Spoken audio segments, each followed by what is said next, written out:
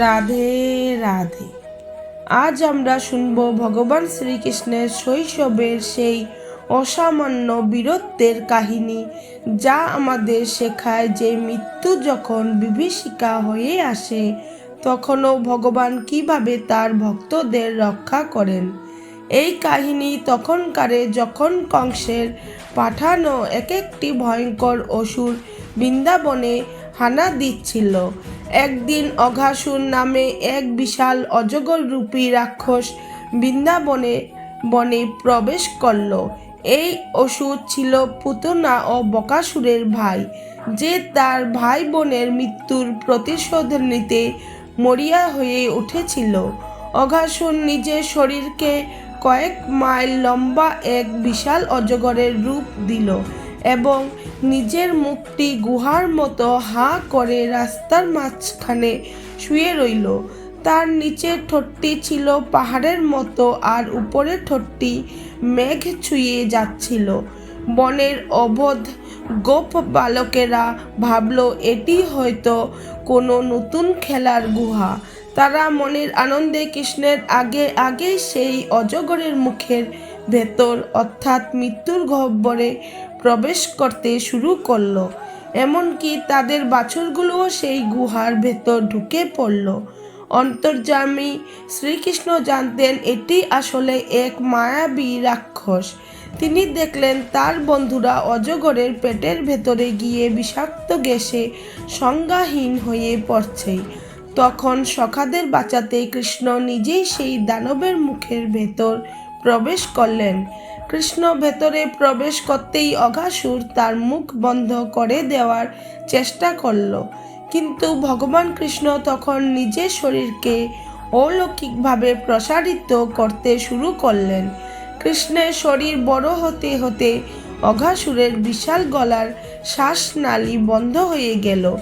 রাক্ষসটি শ্বাস নিতে না পেরে ছটফট করতে লাগলো এবং এক সময় তার ব্রহ্মতালু ফেটে প্রাণবায়ু বেরিয়ে গেল।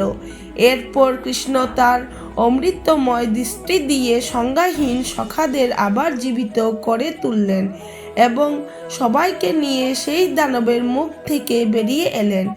আকাশ থেকে দেবতারা এই অলৌকিক বিজয় দেখে দুন্দুভি বাজাতে শুরু করলেন। এই কাহিনী আমাদের শেখায় যে বিপদ অনেক সময় খুব আকর্ষণীয় বা খেলার ছলে আমাদের সামনে আসে। যেমনটা গোপ বালকদের কাছে ওই গুহাটি এসেছিল, আমরা না বুঝে অনেক সময় মায়ার গহ্বরে পা দিয়ে ফেলি। অহংকার জ্ঞানকে অন্ধ করে আর বিনয় জ্ঞানকে আলোকিত করে। যার হৃদয়ে বিনয় আছে সেই সত্যিকারের জ্ঞানী। আমরা অনেক সময় অন্যের দোষ খুঁজতে ব্যস্ত থাকি, কিন্তু নিজের ভেতরটা দেখতে ভুলে যাই। পৃথিবী যেমন আমরা দেখি তেমনই হয়ে ওঠে। যদি আমরা ভালো খুঁজি, ভালোই পাবো। অঘাসুরের মতো আমাদের মনের ভেতরেও অনেক সময় প্রতিহিংসা আর ক্রোধের বিষ জমে থাকে, যা আমাদের বিনাশের কারণ হয়। আমরা যদি অন্যের খুঁত বের করার বদলে নিজের ভেতরের এই আসরিক প্রবৃত্তিগুলিকে চিনতে পারি এবং সেগুলোকে ভগবানের চরণে সমর্পণ করি, তবেই আমরা রক্ষা পাব। মনে রাখবেন, পৃথিবীটা একটা আয়নার মতো। আপনি যদি বিনয়ী ও সতর্ক হন, তবে ঈশ্বর নিজেই আপনাকে বিপদের হাত থেকে টেনে তুলবেন। দম্ভ ত্যাগ করুন এবং সরল হন, কারণ সরল বিশ্বাসেই মুক্তি মেলে। রাধে রাধে। প্রিয় ভক্তগণ, আপনাদের যদি এই কাহিনী ভালো লেগে থাকে তাহলে অবশ্যই লাইক করুন এবং কমেন্টে লিখুন রাধে রাধে।